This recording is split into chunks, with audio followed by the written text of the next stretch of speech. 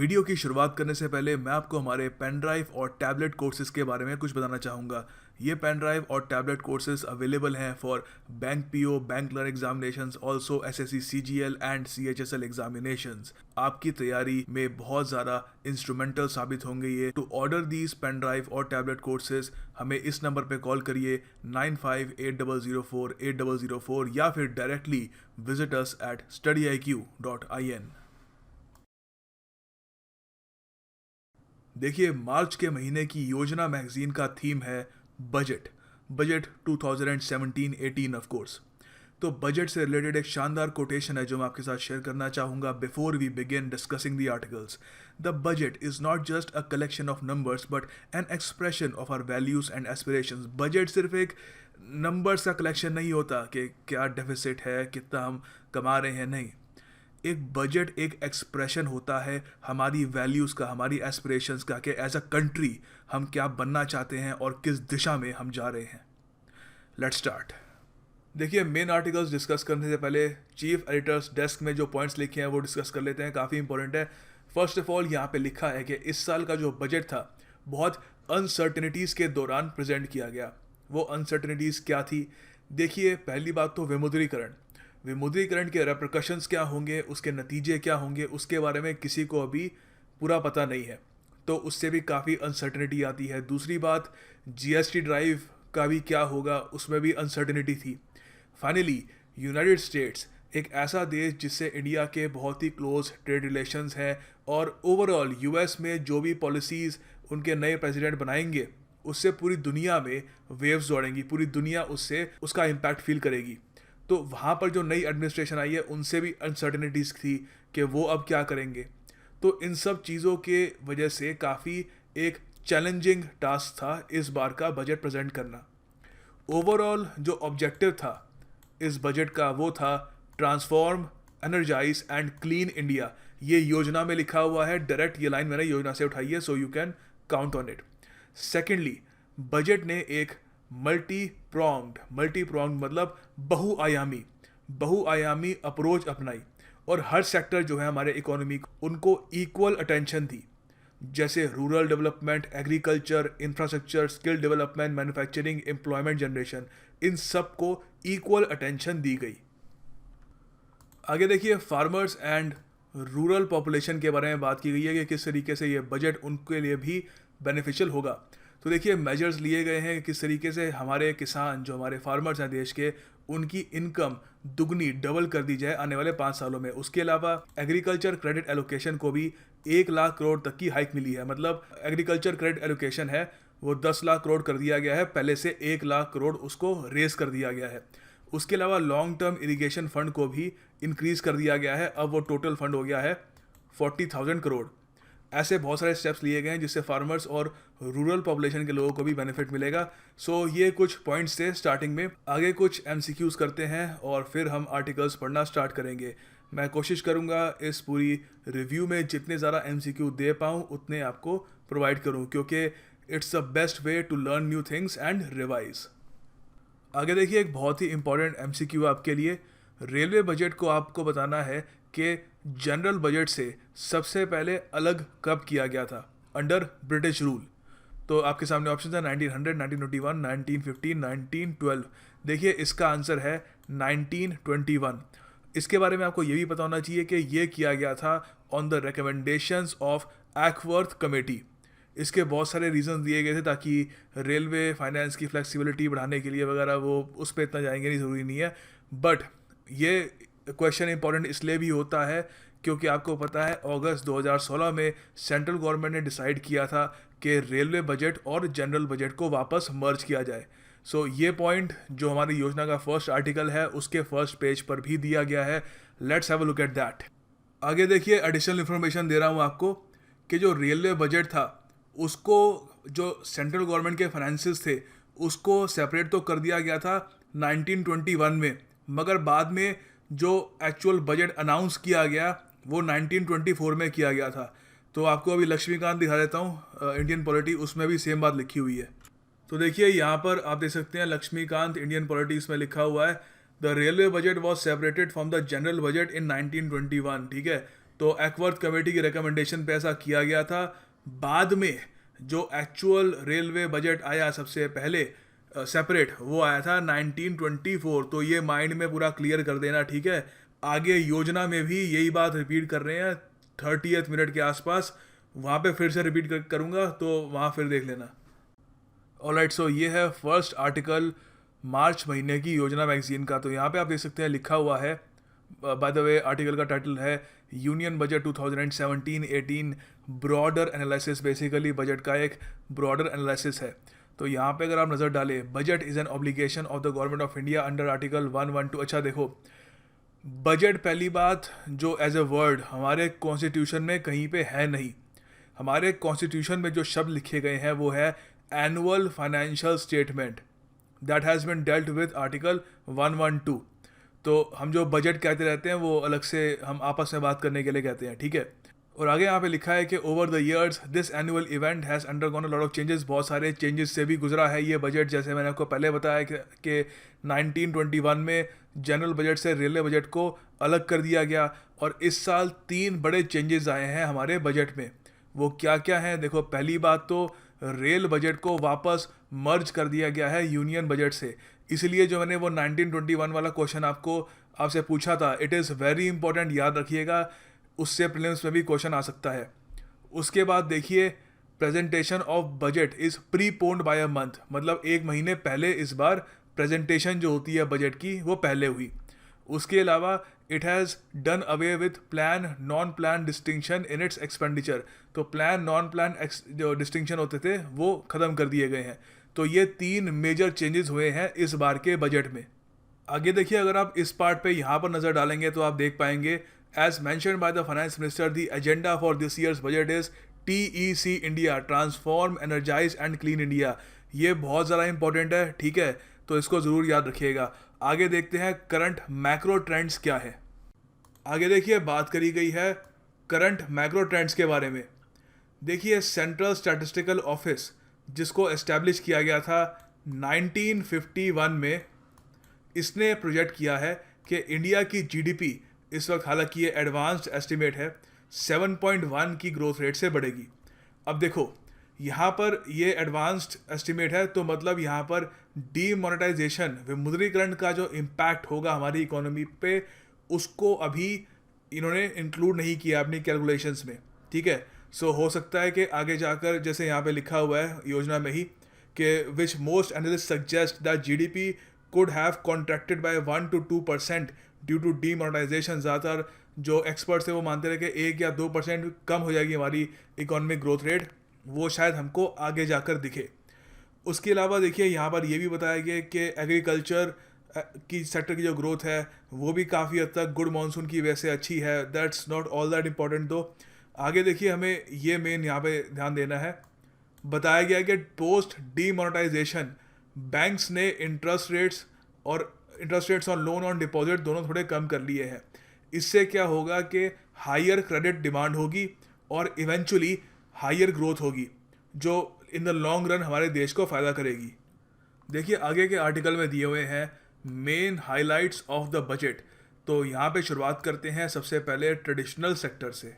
Traditional sector, देखिए, योजना magazine में बताया गया है कि एग्रीकल्चरल फार्मर्स 3 डिफरेंट टाइप की प्रॉब्लम्स फेस करते हैं, जो 3 मेन स्टेजेस में होती है।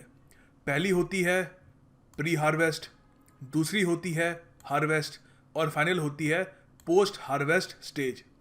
देखिए, प्री हार्वेस्ट स्टेज में जो प्रॉब्लम होती है वो होती है कि उधार कहाँ से आएगा, फर्टिलाइजर्स कहाँ से आएंगे, और इरिगेशन से रिलेटेड।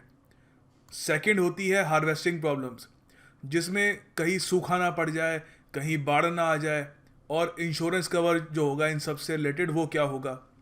फिर फाइनली तीसरी जो प्रॉब्लम होती है पोस्ट हार्वेस्ट, वो होती है मार्केटिंग की, प्राइस रिस्क की और ट्रांसपोर्टेशन की। अच्छा देखिए, प्रॉब्लम्स बहुत सारी हैं, तो इस बजट में भारत सरकार ने क्या कदम उठाए हैं फार्मर्स की मदद करने के लिए। देखिए, सबसे पहले तो मैंने आपको बताया था एग्रीकल्चर क्रेडिट, जो पिछले साल था 9 लाख करोड़, इसको सीधा 1 लाख करोड़ बढ़ाकर कर दिया है 10 लाख करोड़। ये देखिए, सुपर डुपर इंपॉर्टेंट है, इसको पक्का याद रखना, ठीक है। पहले कितना था, अब कितना है, दोनों। Secondly, long term irrigation fund जो है नाबार्ड के अंडर, इसको पहले 20,000 करोड़ था ये, अब इसको 40,000 करोड़ कर दिया गया है, अगेन डबल ही कर दिया उसको। और finally diary processing infrastructure fund भी खड़ा किया जाएगा वर्थ 2,000 करोड़, ठीक है। उसके अलावा ई नाम की फुल फॉर्म है इलेक्ट्रॉनिक नेशनल एग्रीकल्चर मार्केट। इसको देखिए, इसमें 585 रेगुलेटेड मार्केट्स तक इसको एक्सपैंड किया जाएगा। अभी इसमें सिर्फ अराउंड 300 के आसपास मार्केट कवर होती है, तो एम है इसको 585 तक ले जाया जाए। इससे फार्मर्स की काफ़ी मार्केटिंग और प्राइस रिलेटेड जो प्रॉब्लम्स है वो भी सॉल्व हो जाएगी। आगे देखिए, एक बहुत इंपॉर्टेंट एमसीक्यू है, इससे भी एक क्वेश्चन आ सकता है या फिर एक क्वेश्चन का पार्ट बन के ये इन्फॉर्मेशन आ सकती है। आपको बताना है कि इस बार के बजट में एग्रीकल्चरल और एलाइड सेक्टर्स में टोटल जो एलोकेशन हुई है टोटल बजट की, वो कितनी बढ़ोतरी है पिछले बजट से कंपेयर करें अगर हम, तो 10% की बढ़ोतरी हुई है इस बार एग्रीकल्चरल एंड एलाइड सेक्टर्स में, 24% की हुई है, 50% की हुई है, या ये 4% की हुई है। देखिए, इसका आंसर आपको रट लेना है 24%। बहुत न्यूज़ में था ये, ठीक है। टोटल जो इस बार का बजट है एग्रीकल्चरल एंड एलाइड सेक्टर्स का, ये तो इतना पूछेंगे नहीं, बट परसेंटेज ज़रूर पूछ सकते हैं कि कितना इजाफा हुआ है, तो आपको याद रखना है 24% का इजाफा हुआ है। ओके, आगे देखते हैं कि इंफ्रास्ट्रक्चर की फील्ड में सरकार ने क्या क्या इसमें तीर मारे हैं इस बार बजट में। देखो, पहली बात तो सरकार ने एम किया है कि बाय 1 मई 2018, ये बहुत इंपॉर्टेंट है, ठीक है, ये सरकार का ऑब्जेक्टिव है कि 100% विलेज इलेक्ट्रिफिकेशन हो जाए। ये इसके लिए डेट सेट कर दिया ये वाली, और इसके लिए एलोकेशन ऑफ एक्स्ट्रा 4,814 करोड़ ये दी गई है अंडर दीन दयाल उपाध्याय ग्राम ज्योति योजना के लिए। देखो, ये मिनिस्ट्री ऑफ पावर ने लॉन्च की थी दीन दयाल उपाध्याय ग्राम ज्योति योजना फॉर रूरल एरियाज, और इसके ये ऑब्जेक्टिव है to provide electrification to all villages, अभी डिस्कस कर लिया हमने। उसके अलावा feeder separation to ensure sufficient power to farmers and regular supply to other consumers, ठीक है, उसमें ही आता है improvement of sub transmission and distribution network to improve the quality and reliability of the supply, बत्ती कटे ना। और finally metering to reduce the losses, तो प्रॉपर मीटरिंग हो ताकि लोग चोरी ना करना शुरू कर दे बिजली। सो ये देखिए, टोटल यहाँ पर सरकार ने ये शुरुआत करी है, और भी पॉइंट्स हैं वो भी कवर करें। देखिए, उसके अलावा प्रधानमंत्री ग्राम सड़क योजना ने काफ़ी सक्सेस दिखाई है। अभी रिसेंटली 2016-17 के ईयर में 133 किलोमीटर्स पर डे की स्पीड से रोड्स कंस्ट्रक्ट करी गई है हमारे देश में। अगर हम इसको कंपेयर करें 2014 की स्पीड से, जिसमें एवरेज 73 किलोमीटर्स कंस्ट्रक्ट की जा रही थी एवरी डे, उससे ऑलमोस्ट डबल ही है ये, ठीक है, ऑलमोस्ट। और उसके अलावा देखिए, इस स्कीम के जो टोटल इसको एलोकेट किए गए थे फंड्स, उसको इंक्रीज करके कर दिया गया है 19,000 करोड़। उसके अलावा देखिए, रेलवेज़ के लिए बजट एलोकेशन कर दिया गया है 55,000 करोड़ फॉर एक्सपेंशन। वैसे तो अलग से उनको और दिए जाएंगे, मगर एक्सपेंशन के लिए 55,000 करोड़ दे दिए गए हैं। तो इससे देखिए साफ पता लगता है कि सरकार जो हमारा ट्रांसपोर्ट सेक्टर है उसमें हैविली इन्वेस्टमेंट कर रही है, क्योंकि देखिए, एक तो ये ग्रोथ को ड्राइव करेगा, उसके अलावा जॉब्स भी बहुत ज़्यादा क्रिएट करेगा। तो ओवरऑल ट्रांसपोर्ट सेक्टर का जो बजट है वो है 2,41,000 करोड़ रुपीज़। इससे हमको ये पता लगता है कि सरकार ग्रोथ को रिवाइव करने की कोशिश करेगी थ्रू ट्रांसपोर्ट सेक्टर।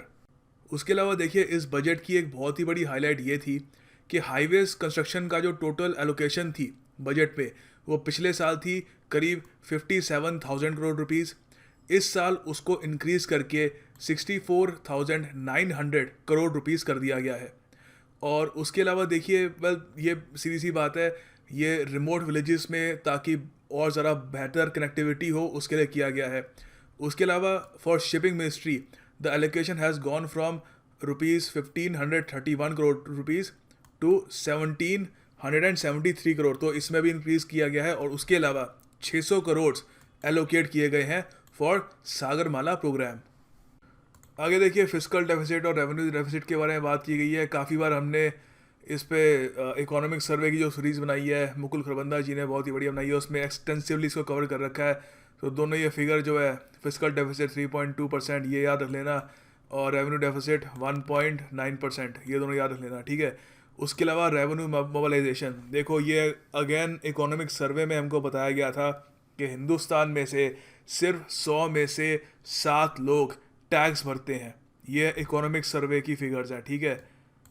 तो यहाँ पर जो टैक्स नेट है उसको वार्डन करने के लिए, जो टैक्स हमारे टैक्स पेयर्स हैं उनके नंबर्स को इंक्रीज़ करने के लिए जो टैक्स में रिडक्शन भी लाई गई है टू 5%, वो आपको सिखाता हूँ अभी कौन सा।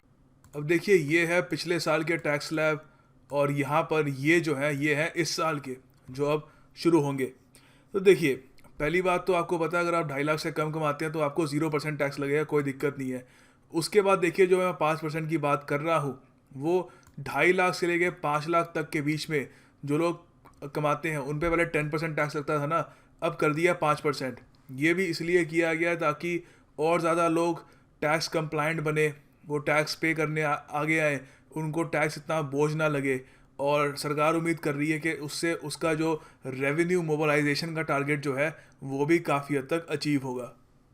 आगे देखिए इस आर्टिकल में डीमोनेटाइजेशन एंड बजट की हेडिंग के अंडर कुछ इन्फॉर्मेशन दी हुई है।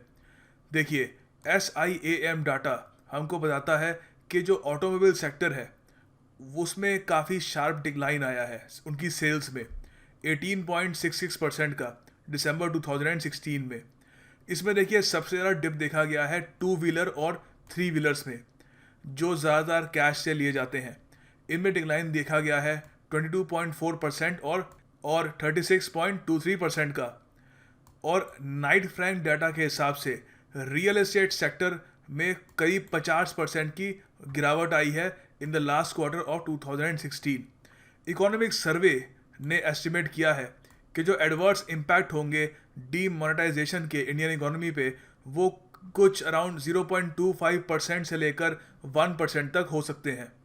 अब तो ये तो हमने देख ली नेगेटिव साइड डीमोनेटाइजेशन की हमारी इकोनॉमी पर। अब देखते हैं कि बजट पे और ओवरऑल इकोनॉमी पर भी इसकी पॉजिटिव साइड क्या है। देखिए पॉजिटिव साइड ये है कि जो टैक्स रेवेन्यूज़ हैं वो काफ़ी हद तक इंक्रीज़ हो गए हैं। जैसे हमने अभी बात की थी सरकार का टारगेट था कि जो रेवेन्यू है वो सरकार को इंक्रीज़ करना था।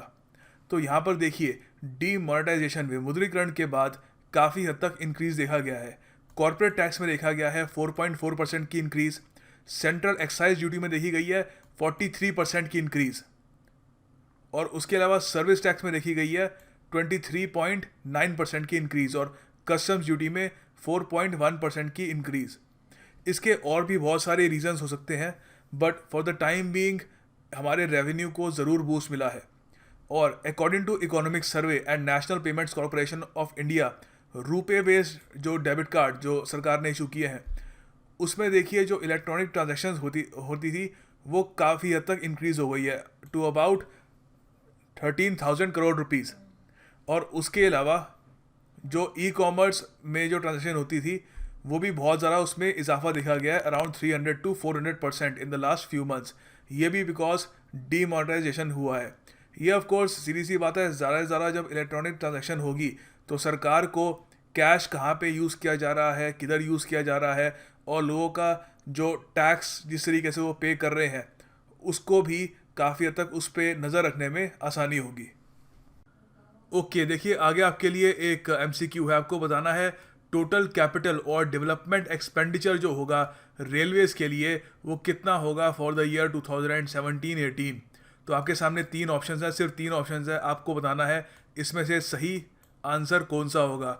आंसर आप कमेंट बॉक्स में ज़रूर लिखिएगा और मैं कोशिश करूँगा कि PDF आपको इस पूरी वीडियो की प्रोवाइड कर दूँ और उसमें आपको आंसर भी मिल जाएगा।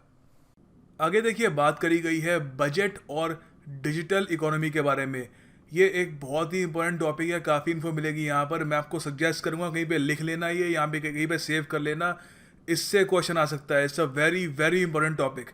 देखिए इंडिया में डिजिटल इकोनॉमी को प्रोत्साहन देने की सरकार कोशिश कर रही है, मगर सरकार के सामने और पब्लिक के सामने भी 3 मेन चैलेंजेस हैं। पहला तो है साइबर सिक्योरिटी, दूसरा है डिजिटल इंफ्रास्ट्रक्चर, और तीसरा है कॉस्ट ऑफ डिजिटल ट्रांजैक्शंस। तो इस बार के बजट में सरकार ने क्या कदम उठाए हैं इन चैलेंजेस से निपटने के लिए उस पर नज़र डालते हैं। देखिए, पहले तो है साइबर सिक्योरिटी। साइबर सिक्योरिटी पे ध्यान देने की क्यों ज़रूरत है? क्योंकि देखिए, पिछले साल एक बहुत ही एम्बैरेसिंग इंसिडेंट हुआ हमारे देश के लिए। करीब 32 लाख डेबिट कार्ड्स की जो इन्फॉर्मेशन है वो वेरियस पब्लिक और प्राइवेट बैंक्स के जो थे वो कॉम्प्रोमाइज़ की गई। काफ़ी बड़ा सिक्योरिटी ब्रीच था और कई लोगों को यहाँ पर अपने पैसे भी गंवाने पड़े। तो ये एक बहुत ही बड़ा फ्रॉड था, साइबर फ्रॉड था हमारे इंडिया में। तो ऐसे फ्रॉड्स आगे जाकर ना हो, उसके लिए सरकार ने बनाई है computer emergency response team for financial sector. अब याद रखना, ये फाइनेंशियल सेक्टर के लिए, ठीक है। वैसे एक हमारी कंप्यूटर इमरजेंसी रिस्पांस टीम थी, मगर ये स्पेशली फाइनेंशियल सेक्टर के लिए सरकार ने इस्टेब्लिश करी है, ठीक है। तो इसका काम यही होगा to safeguard the integrity and stability of financial sector. तो बेसिकली उनको अगर मान लीजिए कल कोई अटैक होता है तो उसके बाद ये इमरजेंसी टीम उनको हेल्प करेगी। आगे देखिए, बात करते हैं डिजिटल इंफ्रास्ट्रक्चर के बारे में। देखिए, इस बजट ने फोकस किया है कि वापस जो भारत नेट था, एक प्रोग्राम सरकार ने शुरू किया था, उस पर ज़्यादा इन्वेस्टमेंट दी जाए, उस पर ज़्यादा फंड्स दी जाएँ इसको, ताकि इंटरनेट की जो सुविधा है वो गांव-गांव तक पहुंचाई जा सके। उसके अलावा डिजी गांव इनिशिएटिव भी शुरू किया। और पहले ज़रा देखते हैं कि ये भारत नेट क्या है। तो देखिए, भारत नेट एक एम्बिशियस प्रोजेक्ट है जिसमें इस साल सरकार ने 10,000 करोड़ एलोकेट किए हैं। पिछले साल कितने किए थे अभी आपको अलग से चार्ट में दिखाऊंगा, योजना में दिया हुआ है। तो इस साल देखिए बहुत इंपॉर्टेंट है ये, इससे क्वेश्चन आ सकता है। पहली बात तो ये डिजिटल इकोनॉमी से रिलेटेड है, ठीक है। और दूसरी बात, एक बहुत ही बड़ा फंड मिला है इसको 10,000 करोड़ का, भारत नेट को। तो इसमें क्या होगा, high speed broadband internet on optical fibre provide किया जाएगा 1.5 लाख ग्राम पंचायत को। बहुत ही बड़ी एक योजना है ये। तो ये इसके बारे में आपको पता होना चाहिए। दोनों चीज़ें पता याद रखना कि 1.5 लाख ग्राम पंचायत को मिलेगा और 10,000 करोड़ इसका टोटल फंड है। और दूसरा था डिजी गांव योजना, ठीक है। तो डिजी गांव इनिशिएटिव में क्या रहेगा कि जो विलेजेस हैं वहाँ पे उनको टेलीमेडिसिन होती है। मान लो कोई गांव में कोई इंसान रहता है, उसको एक हार्ट स्पेशलिस्ट से बात करनी है। हार्ट स्पेशलिस्ट ये दिल्ली में रहता है, तो वो कैसे करेगा? तो वीडियो कॉन्फ्रेंसिंग के ज़रिए उसकी वो काफ़ी हद तक वो स्पेशलिस्ट देख सकता है वो पेशेंट कैसा है, उसकी रिपोर्ट्स देख सकता है और काफ़ी हद तक उसकी ट्रीटमेंट में भी हेल्प कर सकता है। उसके अलावा एजुकेशन में भी काफ़ी ये काम करेगा और स्किल डेवलपमेंट में भी काफ़ी कारगर होगा डिजी गांव। और ये बेसिकली भारत नेट के साथ ही काम करेगा, क्योंकि जब तक इंटरनेट नहीं आता तब तक ये चीज़ें नहीं कर सकते। सो भारत नेट के बारे में ज़रूर याद रखना। दोनों फिर से रिपीट कर रहा हूँ, हाई स्पीड ब्रॉडबैंड प्रोवाइड करेगा विद ऑप्टिकल फाइबर 1.5 लाख ग्राम पंचायत को। और इसका इस साल का फंड है 10,000 करोड़। पिछले साल का कितना था अभी बताता हूँ आपको। अब ये देखो, एक बहुत ही इंपॉर्टेंट टेबल है। मेरी मानो तो इसको स्क्रीनशॉट कर लेना, या फिर मैं पूरी कोशिश करूँगा कि जो PDF आपको प्रोवाइड करूँ इस वीडियो की, उसमें ये वाली फ़ोटो तो 100% हो ही हो। देखो, यहाँ पर बताया कि पिछले साल किस प्रोजेक्ट को, किस योजना को कितने फंड्स दिए थे और इस साल कितने दिए हैं, ठीक है। तो भारत नेट का आप देख सकते हैं 15-16 के बीच में 0 रुपीज़, कुछ मिला ही नहीं था भारत नेट को। उसके बाद ये 16-17 के बीच में 6,000 करोड़ दिए और सीधा इसको अब 10,000 करोड़ कर दिया है आफ्टर विमुद्रीकरण, ठीक है। और उसके अलावा दीनदयाल उपाध्याय को, जैसे मैं बता रहा था, उसके फंड भी बढ़ा दिए गए हैं, 10,635 करोड़ हो गए हैं। सागरमाला के बारे में भी हमने बात करी थी। इनिशियली इसका था 450 करोड़, अब 600 करोड़ बजट हो गया इसका, ठीक है। These are all very important. अमृत का भी याद कर लेना, ठीक है। ये सारे के सारे याद कर लेना। और भारत नेट का तो 110% याद रखना, क्योंकि ये मतलब क्या बताऊँ, सरकार का एक बहुत ही पेट प्रोजेक्ट है और ये चाहते हैं कि ये सक्सेसफुल हो। तो इसके बारे में तो 110% आपको पता ही होना चाहिए। अगले यहाँ पे आर्टिकल पे पढ़ने से पहले यहाँ पे यूनिवर्सल बेसिक इनकम पे काफ़ी अच्छी इन्फॉर्मेशन दी हुई थी, तो उस पर भी बात करते हैं। तो देखिए, यहाँ पे लिखा हुआ है, despite making remarkable progress in bringing down poverty from about 70% the time of independence. हालांकि जब से हमें इंडिपेंडेंस मिली हमने 70% पॉवर्टी कम कर दी है, मगर आज भी काफ़ी सारे लोग हैं, अराउंड 22%, जो हम कह सकते हैं कि काफ़ी गरीब हैं। उनकी आंखों में से हम आंसू अभी हटा नहीं पाए। सो देखिए, इकोनॉमिक सर्वे जो था इंडिया का 2016-17 का, उसमें जो कॉन्सेप्ट है यूनिवर्सल बेसिक इनकम का, उसके बारे में भी बात की गई। तो यह कहा गया कि ये एक अच्छा ऑल्टरनेटिव है to various social welfare schemes. आप सोशल वेलफेयर स्कीम्स को बंद कर दीजिए, उसकी जगह बेसिक यूनिवर्सल बेसिक इनकम हर नागरिक को प्रोवाइड करिए और उस पर छोड़ दीजिए कि वो क्या करता है उस इनकम का। तो the idea behind universal basic income is that every person should have the right to basic income to cover his needs just by the virtue of being a citizen। तो सिंस वो एक citizen है एक country का, तो उसको एक basic income मिलनी चाहिए, ठीक है। तो सीधी सी बात है, कुछ वेलफेयर स्कीम्स काटनी पड़ेगी, नहीं तो पैसे कहाँ से आएंगे, पहली बात तो। अच्छा, वो अलग बात है। मेन आपको एग्जामिनेशन पॉइंट ऑफ व्यू से कुछ चीज़ें यहाँ पे याद रखनी है। यूनिवर्सल बेसिक इनकम के 3 कंपोनेंट्स हैं, ठीक है। पहली बात तो यूनिवर्सलिटी, कि it is universal in nature. Second, unconditionality, कि उसमें कोई प्री कंडीशन नहीं होती कि कैश ट्रांसफ़र कैसे होगा वगैरह, सीधा उसको दे दिया जाएगा। थर्ड है agency, respecting the poor man's decision to making. हाँ, ये है कि देखो, उस आदमी को हक होना चाहिए कि वो डिसाइड करेगा कि उसकी जो बेसिक इनकम है उसके साथ वो क्या करेगा, ठीक है। और इसकी जो फेवर में जो आर्ग्यूमेंट्स है वो ये है सोशल जस्टिस। सीधी सी बात है, काफ़ी हद तक लोगों के पास पैसे पहुंचेंगे तो एक सोशल जस्टिस भी हम ला सकते हैं, काफ़ी हद तक जस्ट इकोनॉमी की तरफ बढ़ सकते हैं। पावर्टी रिडक्शन बेसिक है, ठीक है। पावर्टी रिडक्शन होगी, बहुत ही तेज, एक फास्टेस्ट तरीका है पावर्टी को ख़त्म करने का। Employment, in an era of uncertain employment generation, UBI is acknowledgement of society's obligation to guarantee a minimum living standard. With UBI in his pocket, a person would be able to bargain in the labor market and would no longer be forced to accept। देखिए यहाँ पर ये तर्क लगा रहे हैं कि अगर एक आदमी के कुछ बेसिक इनकम मिल जाए तो वो लेबर मार्केट में थोड़ा सा अपनी जो लेबर है उसके लिए बार्गेन कर पाएगा। ये नहीं होगा कि बस बैठ जाओ साहब जी ले लो हमको, जो भी काम कराना है करा लो, जो पैसे देने हैं वगैरह, तो ऐसा नहीं होगा। वर्कर्स की एक्सप्लॉयटेशन बचेगी, उनको अपनी एक आवाज़ मिलेगी, ठीक है। फिर एजेंसी ये है कि जो गरीब लोग हैं इंडिया में उनको हम एज ए ऑब्जेक्ट ट्रीट करते हैं गवर्नमेंट पॉलिसी के लिए कि उनको ये वेलफेयर सिस्टम दिया जाएगा, ये दिया जाएगा, ठीक है। तो ये काफ़ी हद तक चेंज होगा इससे। उनको जो गरीब लोग हैं उनको से मिलेगी कि वो अपनी बेसिक इनकम जहाँ भी खर्च करना चाहें वो खर्च सकते हैं। और finally practically used, the circumstances that keep individuals trapped in poverty are varied. तो यहाँ पर कह रहे हैं कि प्रैक्टिकली यूज़फुल भी है काफ़ी हद तक। उसके अलावा देखिए प्रैक्टिकली यूज़फुल भी है और एडमिनिस्ट्रेटिव एफिशिएंसी भी है कि existing welfare schemes are riddle with, अभी जो हमारी जो एग्जिस्टिंग वेलफेयर स्कीम्स है वो मिस एलोकेशन से भरी हुई है, कहीं कहाँ पैसे जा रहे हैं, कहीं कहीं जा रहे हैं, लीकेजेस हो जाती है। तो उससे बचने का भी अच्छा एक तरीका है कि सीधा डायरेक्ट पैसे दिए जाएँ हर सिटीज़न को। और फिर जो ऑब्जेक्शंस हैं यूनिवर्सल बेसिक इनकम को लेकर वो ये है, पहली बात तो the first is that UBI reduces the incentive to work. तो पहले ये कहा जा रहा है कि अगर हम किसी को ऐसे ही मतलब पैसे दे देंगे तो वो काम ही नहीं करेगा वो आदमी, ठीक है। तो ये भी काफ़ी हद तक कहा जा रहा है। फिर थर्ड यहाँ पे कंसर्न है रेसिप्रोकेसी, कि ठीक है सोसाइटी ने एक आदमी को यूबीआई प्रोवाइड की यूनिवर्सल बेसिक इनकम, मगर वो क्या प्रोवाइड करेगा, ठीक है। तो ये भी ये काफ़ी हद तक एक ऑब्जेक्शन है।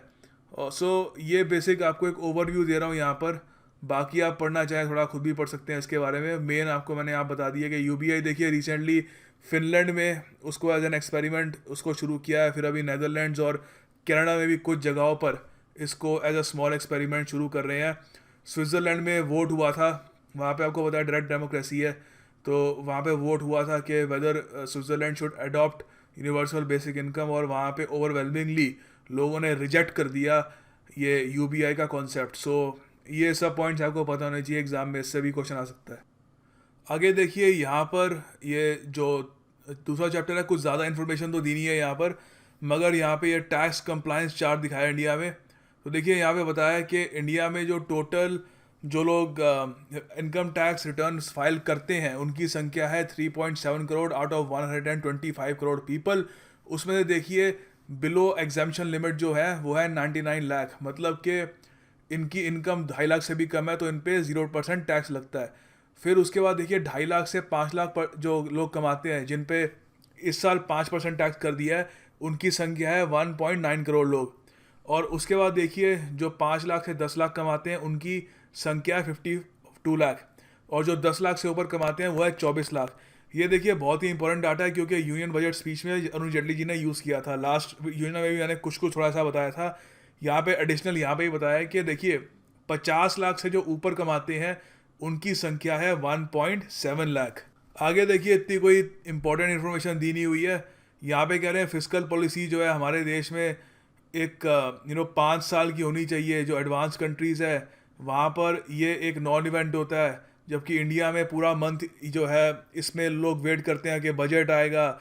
उसकी वजह से काफ़ी स्टॉक मार्केट वगैरह सब वेट कर रहे होते हैं, काफ़ी एंग्जाइटी बिल्डअप होती है। तो एग्जामिनेशन पॉइंट ऑफ व्यू से कुछ इतना इंपॉर्टेंट है नहीं, एक बस आइडिया है कि it is for consideration that a statement of financial account be presented annually while the fiscal policy decoupled and announced for a medium to long term basis, say for 5 years। तो यहाँ पे कह रहे हैं कि जो फिजिकल पॉलिसी है वो हमें फिक्स रखनी चाहिए 5 साल के लिए, बाकी बजट हर साल लाते रहो। एक रिकमेंडेशन है एग्जामिनेशन पॉइंट ऑफ व्यू से, कुछ इंपॉर्टेंट नहीं है, बट ये बहुत इंपॉर्टेंट है। देखो इससे क्वेश्चन आ सकता है 1 नंबर का। रेल बजट के बारे में जो मैंने स्टार्टिंग में क्वेश्चन दिया था, यहाँ पे एडिशनल इन्फॉर्मेशन दे रखी है। A separate rail budget was started in 1924 following the recommendation of William Acworth. तो एक्वर्थ कमेटी की रिकमेंडेशन में पहले तो सेपरेट कर लिया 1921 में, और उसके बाद सेपरेट रेलवे बजट प्रेजेंट किया था, स्टार्ट किया था सबसे पहले 1924 में। तो दोनों डेट याद रखना, दोनों ईयर याद रखना बहुत इंपॉर्टेंट है। और उसके बाद देखिए however since 1949 a number of committees had suggested the merger of railway budget with union budget but for political reasons was not accomplished। तो उसके बाद से देखिए 1945 से लगातार बहुत सारी कमेटीज जो है इंडिया ने, उन्होंने कहा कि रेलवे बजट को यूनियन बजट से मर्ज कर देना चाहिए, मगर फॉर वेरियस पॉलिटिकल रीजंस ऐसा नहीं किया गया। Therefore now with the railway budget submerged in general budget consumers can expect professionalism in working of railway. तो यहाँ पे कह रहे हैं कि बेसिकली अब हमने जो एनडीए गवर्नमेंट ने कर दिया है इस बजट को, दोनों बजट्स को मिला दिया है, तो रेलवेज़ में हम बेटर प्रोफेशनलिज्म देख सकते हैं, बेटर क्वालिटी ऑफ सर्विस देखेंगे, मॉडर्न इक्विपमेंट देखेंगे, सेफ्टी मेजर्स बढ़िया होंगे, ओवरऑल सब कुछ बढ़िया हो जाएगा। ठीक है, तो railways away from constant parliamentary scrutiny can focus on a leaner and technologically superior organisational structure as is successfully being followed by Konkan railways. तो बेसिकली यहाँ पे यही एक इंटरेस्टिंग बात थी। उसके अलावा इतना कुछ है नहीं चैप्टर में। देखिए अगला आर्टिकल है rail budget in a new अवतार।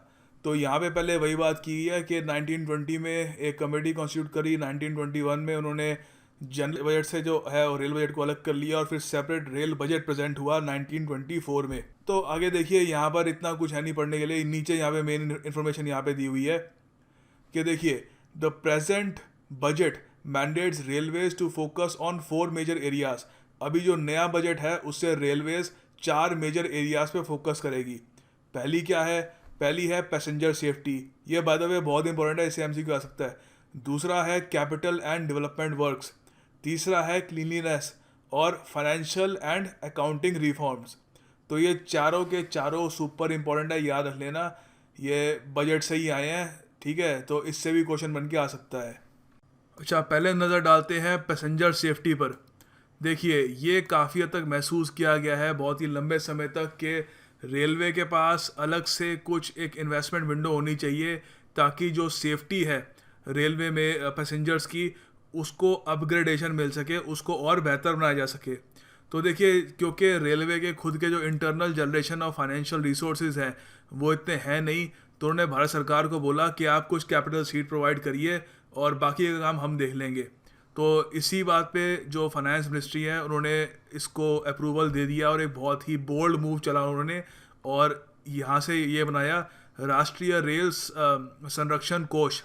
तो देखिए नेशनल रेल सेफ्टी फंड है ये, इसमें 1 लाख करोड़ तक का फंड जो कैपिटल सीट प्रोवाइड किया जाएगा फाइनेंस मिनिस्ट्री मतलब भारत सरकार द्वारा for a period of 5 years. और इसमें बहुत सारी चीज़ें होंगी, रेलवे अपग्रेडेशन होगा बहुत ही तेज़ी से, जो कोच हैं पहली बात तो उनको चेंज किया जाएगा और सेफ्टी पे ध्यान दिया जाएगा। और उसके अलावा एक बहुत ही इंपॉर्टेंट यहाँ पे पॉइंट है एग्जामिनेशन में, इससे एक ऑप्शन में बन के ही आ सकता है, लिख लेना कहीं पे, फिर कह रहा हूँ लिख लेना बहुत इंपॉर्टेंट है। The budget has outlined complete elimination of unmanned level crossing by 2020। तो अनमैन्ड लेवल क्रॉसिंग जो होती है जिसकी वजह से हर साल 6000 के आसपास लोग मारे जाते हैं, तो उसको कम्प्लीटली सरकार चाहती है कि एलिमिनेट कर दे और बिल्कुल ज़ीरो डेथ्स हो अनमैन्ड लेवल क्रॉसिंग की वजह से। और ये इसका इन्होंने टारगेट रखा है 2020। तो ये ईयर याद रख लेना, अनमैन्ड लेवल क्रॉसिंग का जो टारगेट है 2020 है, सुपर इंपॉर्टेंट है, याद रख लेना ये। Capital and development works. देखिए पहली बात तो क्या किया गया कि रेलवे बजट जो था पिछले साल था 1,22,000 करोड़ रुपए। ये बहुत इंपॉर्टेंट डाटा है, याद रख लेना, ठीक है, इनसे क्वेश्चन आ सकते हैं। तो इसको इंक्रीज़ कर दिया है टू 1,31,000 करोड़ रुपीज़, ठीक है। तो ये एक तो यहाँ पर जो रेलवे को एक्स्ट्रा उन्होंने पैसे दे दिए हैं टू स्पेंड। और उसके बाद देखिए बजट में जो टारगेट किया गया है कि 3,500 रेलवे लाइन बिछनी चाहिए इन दिस ईयर। ये टारगेट काफ़ी हद तक बढ़ गया है। लास्ट ईयर ये टारगेट था 2,800 किलोमीटर्स, तो इस साल है 3,500। This is quite important as well. उसके अलावा ये तो सुपर इंपॉर्टेंट है, देखो 500 स्टेशंस डिफरेंटली एबल्ड लोग जो दिव्यांग लोग हैं उनके लिए बनाए जाएंगे, मतलब उनको चेंज किया जाएगा कि वो डिफरेंटली एबल्ड लोगों के लिए वहाँ पे सुविधा हो, जो कोई व्हील चेयर पे हो या कोई ब्लाइंड हो, उन सब के लिए वहाँ पे सुविधा हो, प्रॉपर लिफ्ट्स हो, एस्केलेटर्स हो, सब हो। उसके बाद देखिए ये भी प्रपोज किया गया है to feed about 7,000 stations with solar power in the medium term. तो अभी देखिए इसमें काम शुरू हो भी गया है कि करीब 300 स्टेशंस को सोलर पावर पे चलाया जा रहा है, थोड़ा बहुत मतलब फीड किया जा रहा है। और आने वाले समय में एक प्रोजेक्ट भी है कि 1,000 जो रेलवे स्टेशन हैं उनको सोलर पावर पे चलाया जाएगा, मिशन 1,000। खैर उससे क्वेश्चन तो नहीं आएगा, मगर आपको याद रखना है कि बजट में प्रपोजल यही है कि 7,000 को सोलर पावर पे चलाना है आने वाले ये कुछ सालों में, ठीक है। और उसके अलावा देखिए अब बात करते हैं क्लीनलीनेस की। क्लीनलीनेस के संदर्भ में देखिए आपको पता है स्वच्छ भारत वैसे एक बहुत ही बड़ा अभियान है, उसमें रेलवे ने भी पार्टिसिपेट किया है, उनके लिए स्वच्छ रेल होता है, ठीक है। तो उसके अलावा ये इस साल तो नहीं, इससे पहले SMS based clean my coach service आई थी, ठीक है, तो उसने काफ़ी पॉपुलैरिटी गेन करी। तो इस बजट में एक नया प्रपोजल आया है कोच मित्रा का। ये एक सिंगल विंडो इंटरफेस होगा जहाँ पे जो भी आपकी कोच रिलेटेड रिक्वायरमेंट्स हैं उसके बारे में आप इंक्वायर कर सकते हैं और वो आपकी सॉल्व हो जाएगी, ठीक है। और उसके अलावा देखिए टॉयलेट डिस्चार्ज जो होता है, फॉर एग्जांपल जब ट्रेन जा रही है तो लोग जब वहाँ पे टॉयलेट यूज़ करते हैं तो सारा ट्रैक्स वगैरह गंदा हो जाता है, तो और एक बहुत ही पथेटिक साइड होती है, तो इसकी वजह से देखिए कोरोशन भी होता है रेल्स पर, तो ये भी एक काफ़ी ख़राब होता है। तो इस सब को रोकने के लिए बजट ने एक नया प्रपोजल निकाला है कि सारे के सारे कोचेज़ में बायो टॉयलेट्स होंगे बाय 2019। ये ईयर याद रख लेना, बाय 2019 बायो टॉयलेट्स होने चाहिए सारे के सारे कोचेज़ में। तो उससे सीधी सी बात है, एक तो ट्रैक्स भी सही रहेंगे और उसके और भी मतलब क्लीनलीनेस भी रहती है, ओवरऑल स्वच्छ भारत में भी वो कंट्रीब्यूट करेगा। और देखिए अगला यहाँ पे जो आर्टिकल है assessing the changes in structure and processes. इतना इंपॉर्टेंट आर्टिकल नहीं है, सेम वही बात है कि जो चेंजेस हुए हैं इस बार बजट में उसके हाईलाइट किया है। पहले स्टार्टिंग वही से की है कि रेलवे बजट को मर्ज कर दिया है, तो यहाँ पे कह रहे हैं कि पहले तो वही बात है कि नीति आयोग की एडवाइस पर ये किया गया था। फिर आगे यहाँ पर राकेश मोहन कमेटी के बारे में बात की गई है फॉर रीस्ट्रक्चरिंग द रेलवेज़। तो यहाँ पे कह रहे हैं कि यहाँ पर भी उस कमेटी ने बताया था कि railway was going through a vicious cycle of under investment, miss allocation and scarce resources, increasing indebtedness and poor customer service and rapidly deteriorating economics. तो यहाँ पे कह रहे हैं कि जब रेलवे बजट अलग से चल रहा था तो काफ़ी बार पॉपुलिस्ट बजट आते थे, इन्वेस्टमेंट में फोकस नहीं होता था, लॉन्ग टर्म विजन नहीं होती थी, बस खर्ची जा रहे थे हम पैसे। सो ये काफ़ी हद तक चेंज आया है। ये राकेश मोहन कमेटी में भी ये बात की गई थी। ये एग्ज़ाम में आएगा नहीं, वैसे लगता तो नहीं है, बट स्टिल आप याद कर लेना, ठीक है। और ये याद ज़रूर रखना कि the decision based on the advice of NITI Aayog, ठीक है। और आगे यहाँ पे कुछ एक थोड़े बहुत पॉइंट्स हैं वो डिस्कस कर लेते हैं। और आगे देखिए यहाँ पे कुछ नोट्स हैं। पहली बात तो देखिए स्पोर्ट्स बजट जो है हमारा वो 40% एनहेंस कर दिया गया है, और स्पोर्ट्स बजट टोटल जो इसको हाइक मिली है वो है 350 करोड़ रुपीज़। तो इससे भी क्वेश्चन आ सकता है। तो इसमें टोटल जो एलोकेटेड हो गए हैं स्पोर्ट्स बजट में वो है 1943 करोड़ रुपीज़। इसमें देखिए एक नेशनल लेवल कंपटीशन भी होगा जो ऑर्गेनाइज किया जाएगा अंडर खेलो इंडिया प्रोग्राम। ये इतना इंपॉर्टेंट नहीं है, ज़्यादा इंपॉर्टेंट ये है कि यूनियन गवर्नमेंट ने मर्ज कर दिया है राजीव खेल अभियान को खेलो इंडिया प्रोग्राम से, ठीक है। ये सुपर इम्पोर्टेंट है, वेरी इंपॉर्टेंट है, याद रख लेना, ठीक है। तो पूछ सकते हैं कि किस पुराने प्रोग्राम को खेलो इंडिया के साथ मर्ज कर दिया गया, तो याद रखना राजीव खेल अभियान, सुपर इम्पोर्टेंट है ये। आगे देखिए, इस आर्टिकल में स्वॉट एनालिसिस किया है इंडियन इकोनॉमी का, बजट का नहीं, इंडियन इकोनॉमी का। देखो, स्वॉट एनालिसिस होता है स्ट्रेंथ्स, वीकनेस, अपॉर्चुनिटीज, थ्रेट्स। तो बेसिकली यहाँ पे पॉइंट्स बताएंगे कि अच्छी बातें क्या है, अपॉर्चुनिटी क्या है, वीकनेस क्या है, थ्रेट क्या है। तो एक बार ज़रा यहाँ के जो मेन पॉइंट्स हैं जो हमारे काम के हैं वो उन पे नज़र डाल लेते हैं। अच्छा देखिए, स्ट्रेंथ क्या है इंडियन इकोनॉमी की। पहली बात देखिए, एक बहुत ही बड़ा जो गैप एग्जिस्ट करता है बिटवीन इन्फ्लेशन रेट्स जो हम मेजर करते हैं होलसेल प्राइस इंडेक्स से, और दूसरा कंज्यूमर प्राइस इंडेक्स से। ये यहाँ पर कंज्यूमर होना चाहिए, आर, कंज्यूमर प्राइस इंडेक्स। तो देखिए, ये जो डिफरेंस था बहुत ही बड़ा इन्फ्लेशन रेट्स पे, ये काफ़ी हद तक कम हो गया है, और रिलेटिवली जो प्राइसेस हैं कमोडिटीज़ के वो काफ़ी हद तक स्टेबलाइज हो गए हैं, जो लॉन्ग टर्म ग्रोथ के लिए काफ़ी अच्छा है। तो यहाँ पे योजना में भी लिखा हुआ है, this has also resulted in restoring the growth in nominal GDP which plays an important role in raising the government revenue growth. तो ये काफ़ी अच्छा है। दूसरी बात देखिए, कह रहे हैं कि विमुद्रीकरण, सक्सेसफुल विमुद्रीकरण जो हुआ है, उससे जो हाई वैल्यू करेंसीज जो हटी थी काफ़ी हद तक लोगों के हाथ से, उससे क्या होगा कि बहुत ही लॉन्ग टर्म बेनिफिट्स होंगे। क्या क्या बेनिफिट्स होंगे? पहली बात तो देखिए, करप्शन कम होगा। दूसरी बात, जो increasing house hold financial savings, जो फाइनेंशियल सेविंग होगी वो भी इंक्रीज़ होगी अकॉर्डिंग टू योजना।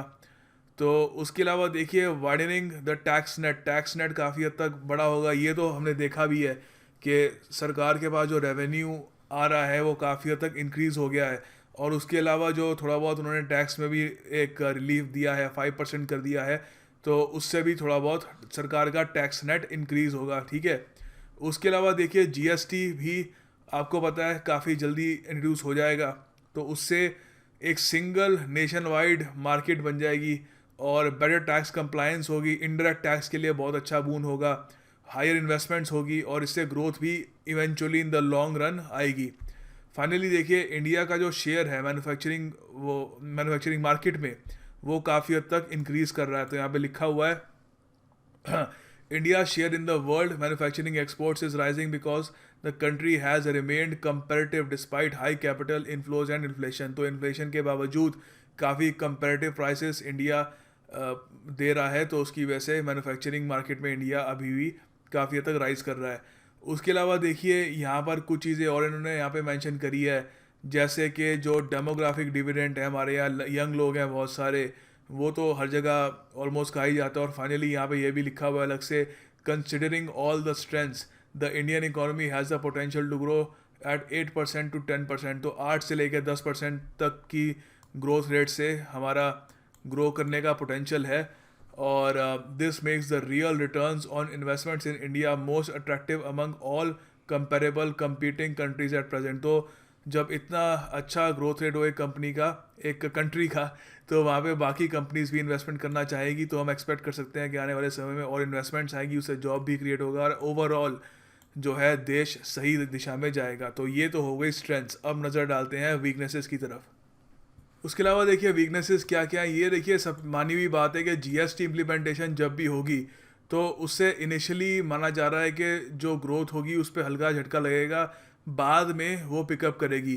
क्यों? तो यहाँ पर वैसे ही कह रहे हैं कि जो हमारा जीएसटी है थोड़ा ज़्यादा ही कॉम्प्लिकेटेड है, स्ट्रक्चर बहुत ज़्यादा कॉम्प्लिकेटेड है, तो जो एफिशिएंसी जो होगी उसकी, उस पर सवाल उठेंगे कि क्या वो सच में फ़ायदेमंद हो पाएगा, नहीं हो पाएगा। तो लोगों को पहले समझना पड़ेगा कि जीएसटी में किस तरीके से उनको फंक्शन करना है। उसके अलावा देखिए, यहाँ पे एक बात की गई है कि एक आइडियोलॉजिकल और फिलोसफिकल कन्फ्यूजन रहता है हमारे देश में कि पब्लिक सेक्टर का क्या काम है या प्राइवेट सेक्टर का क्या काम है। तो इसकी वजह से देखिए, डिसइन्वेस्टमेंट जो होती है सरकार की, या एग्जिट्स जो होते हैं, उसमें बहुत टाइम लग जाता है। उसमें पब्लिक सेंटिमेंट की वजह से काफ़ी बार सरकार को वेट करना पड़ता है। और फिर देखिए, प्राइवेट इन्वेस्टमेंट बहुत ज़्यादा कम है, एक्सपोर्ट्स काफ़ी हद तक हमारे गिर रहे हैं। ये रियलिटी, एक्सपोर्ट्स इंडिया के काफ़ी हद तक नीचे जा रहे हैं, और मतलब नीचे तो नहीं जा रहे इन द सेंस, जो ग्रोथ रेट पहले थी उस ग्रोथ रेट से आगे नहीं बढ़ रहे। और आगे देखिए कुछ यहाँ पे और भी इन्होंने बात बताई है, जैसे कि out of several essential public services delivery of health and education does not provide any good replicable mode across the states. Efficient delivery of these services remain a major weakness. तो एजुकेशन और health जो है उसकी जो efficient जो एक service है वो अभी भी एक बहुत ही बड़ी वीकनेस है हमारी पूरी कंट्री में। तो ये कुछ वीकनेसेस हैं इंडियन इकोनॉमी की। अब अपॉर्चुनिटीज़ देखते हैं। उसके अलावा देखिए अपॉर्चुनिटीज़ क्या क्या हैं। देखिए पहली बात तो अगर हम बैंक्रप्सी लॉज जो है हमारे देश में उनको ठीक कर लें तो काफ़ी सारी कॉरपोरेशन जो बुरी हालत में हैं वो काफ़ी हद तक रिलीज़ कर पाएंगी अपने लॉक्ड अप रिसोर्सेज। तो उसके लिए सरकार ने ऑलरेडी बैंक्रप्सी को 2016 ला दिया है।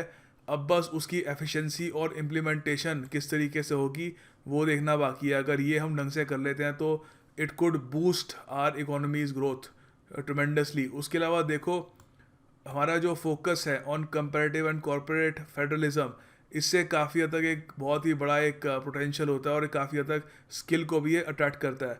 उसके अलावा देखिए इंटरनेशनल सिनेरियो के हिसाब से ये बता रहे हैं कि जिस तरीके से जो एडवांस कंट्रीज़ हैं जैसे यूएस और जर्मनी, यहाँ पर जो ग्रोथ प्रॉस्पेक्ट्स उठेंगे, यहाँ पर जब इकोनॉमिक एक्टिविटी होगी तो सीधी सी बात है इनको ये खर्चना चाहेंगे वो पैसा। तो खर्चने के लिए इंडिया जैसे देश एक्सपोर्ट कर पाएंगे अपने गुड्स वहाँ पर ऐसे देशों को। तो इससे इंडिया का जो एक्सपोर्ट है वो भी काफ़ी हद तक बढ़ सकता है। उसके आगे यहाँ पर ये भी लिखा है कि जो राइजिंग डॉलर है जिस तरीके से बढ़ रहा है उससे हमारे आईटी सेक्टर को भी काफ़ी हद तक फ़ायदा मिलेगा। तो वो जो होगा तो ओवरऑल काफ़ी हद तक और एम्प्लॉयमेंट जनरेट कर पाएंगे वो, और गवर्नमेंट को भी और इवेंचुअली और रेवेन्यू मिलेगा। आगे देखिए थ्रेट क्या क्या है। तो देखिए पहले तो यहाँ पे लिखा हुआ है कि ऑयल प्राइसेस काफ़ी हद तक बढ़ रहे हैं। आपको पता है रिसेंटली ओपेक और रशियन फेडरेशन ने एक डील करी है जिससे दोनों देश मिलकर, दोनों एक देश नहीं एक्चुअली ओपेक एक ऑर्गेनाइजेशन है कंट्रीज़ की, तो ओपेक और रशिया दोनों मिलकर ऑयल की प्रोडक्शन रोकेंगे जिससे ऑयल के प्राइसेस डिमांड की वजह से राइज़ करे। तो वो काफ़ी हद तक हो भी रहा है। और ओवरऑल जिस तरीके से यूएस हॉस्टिलिटीज़ दिखा रहा है ईरान की तरफ, तो हो सकता है आने वाले समय में ऑयल प्राइसेस वापस बहुत ज़्यादा उठ जाएं। तो उसकी वजह से इंडियन इकोनॉमी को ऑब्वियसली नुकसान होगा क्योंकि हम एक ऑयल इंपोर्टिंग कंट्री है, ठीक है। सेकेंडली कंपैरेटिव पॉपुलिज्म होता है, मान लो इन अ फेडरल डेमोक्रेसी, देखो मान लो कि मैं एक स्टेट का चीफ मिनिस्टर हूँ, आप किसी और स्टेट के चीफ मिनिस्टर हैं, आपने फ्री में लैपटॉप बांटने स्टार्ट कर दिए, मैंने फ्री में स्कूटी बांटनी स्टार्ट कर दी। तो ऐसे हम लोग क्या कर रहे हैं, बेसिकली फिजिकल डिसिप्लिन जो होता है उसको डैमेज कर रहे हैं। इन द लॉन्ग रन जो है जो हमारी जो ख़जाना होगा, सरकारी ख़जाना होगा, उसको काफ़ी हद तक नुकसान पहुंचेगा, हम काफ़ी हद तक डेप्ट में आ जाएंगे, ठीक है। तो कंपैरेटिव पॉपुलिज्म एक बहुत ही बड़ा डेंजर है एक फेडरल डेमोक्रेसी में, खासकर इंडिया जैसी फेडरल डेमोक्रेसी में जहाँ पे गरीब लोग बहुत ज़्यादा हैं और पॉपुलिज्म काम करता है, लोग वोट देते हैं पॉपुलिज्म के नाम पे। फाइनली देखिए इंटरनेशनल रेटिंग एजेंसी जैसे मूडीज़ और बाकी भी और खूब सारी एजेंसीज़ हैं, स्टैंडर्ड एंड पुअर्स, उन्होंने इंडिया की रेटिंग इम्प्रूव नहीं करी है ओवर द ईयर्स। हालांकि इंडिया की जो मैक्रो इकोनॉमिक जो परफॉर्मेंस है वो रीजनेबली अच्छी रही है, मगर पिछले 7 साल में इंडिया की रेटिंग वही की वही है, कोई उसको अपग्रेड नहीं किया। तो इसकी वजह से भी इन्वेस्टमेंट्स हर्ट हो सकती हैं। तो एवरीथिंग डिपेंड्स ऑन इन्वेस्टमेंट्स। अगर इंडिया कैपिटल जो है दुनिया का एक बड़ा चंक जो है कैपिटल का अपनी तरफ अट्रैक्ट कर पाता है तो इंस्टेंटेनियसली इतने हमारे यहाँ यंग लोग बैठे हैं, they want to work, they want to have jobs, तो उनको इमीडिएटली काम मिलेगा और इकोनॉमी उठ सकती है। So it's all about attracting investments जो इंटरनेशनल रेटिंग एजेंसीज की अपग्रेडेशन से आती हैं, काफ़ी हद तक इट वर्क्स। आगे देखिए आपके लिए यहाँ पर एक MCQ है, आपको बताना है कि माइनॉरिटी अफेयर्स को कितना यहाँ पर बजट एलोकेट किया गया है इन यूनियन बजट 2017। देखिए इसका आप वैसे आप ये कमेंट सेक्शन में अटेम्प्ट कर लीजिए वीडियो पॉज करके, मैं आपको आंसर ये बता ही देता हूँ। देखिए इसको आपको याद रखना है, ये भी काफ़ी इंपॉर्टेंट है, एग्ज़ाम में आ जाता है काफ़ी बार। ये 4195 ये करोड़ रुपीज़, ये याद रखना, ठीक है। इसको याद रखने का कोई तरीका नहीं होता, ये फिगर जो इंपॉर्टेंट होती है माइनॉरिटी अफेयर्स की, ये वेरी इंपॉर्टेंट है। हर गवर्नमेंट का काफ़ी हद तक स्क्रूटनी होती है कि इन्होंने माइनॉरिटी अफेयर्स को कितने दिए हैं। सो याद रखिएगा कि इस बार की सरकार ने 4,195,000 करोड़ रुपीज़ दिए हैं। आगे देखिए एक और आर्टिकल है कि बजट में यूथ के लिए क्या क्या है। काफ़ी उसके अंदर थ्योरी भरी हुई है इधर उधर की।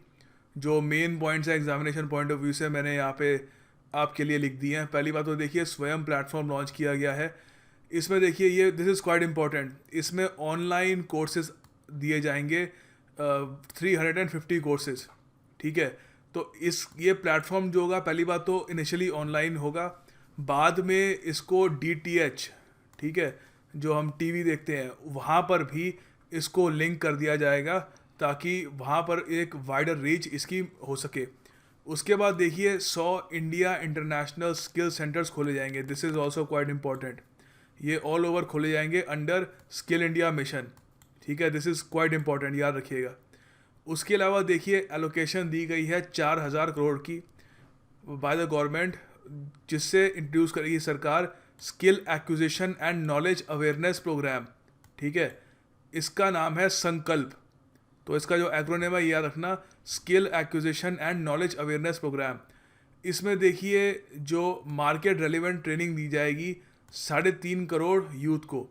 तो this is quite important as well, ठीक है। तीनों के तीनों मैंने आर्टिकल से आपके लिए बेस्ट जो इन्फॉर्मेशन जो कल को किसी क्वेश्चन में आ सकती है वो मैंने आपके लिए निकाल दिया। तो make sure you write it down and memorise it. आगे देखिए हेल्थ से रिलेटेड भी कुछ पॉइंट्स हैं लास्ट के आर्टिकल में। तो देखिए यहाँ पे बताया कि पहली बात तो हेल्थ का जो एलोकेशन है इस बार यूनियन बजट में, इसमें 27% की बढ़ोतरी देखी गई है और अब ये हो गया है 50,283 करोड़। तो एक बहुत ही बड़ा अमाउंट है, 27% की इंक्रीज़ देखी है इसमें। और इस बार बजट में अरुण जेटली जी ने यह भी बताया है कि 2 नए एम्स सेटअप किए जाएंगे गुजरात और झारखंड में। This is quite important. उसके अलावा देखिए Aadhaar based smart cards provide किए जाएंगे to monitor the health of senior citizen. This is super important, ये भी याद रखिएगा।